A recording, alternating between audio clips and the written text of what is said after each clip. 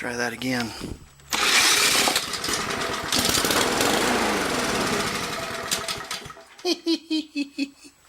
I like that. Okay.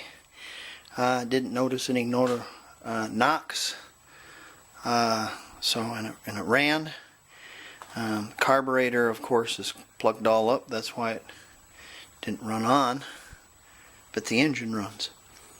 So that's not cracked. And the deal is the deck is not cracked. Mine's cracked, and I welded it because it vibrated so bad. So I should be able to clean this engine up and use it because it's going to have a good crank in it. Alright, let's go get the other mower.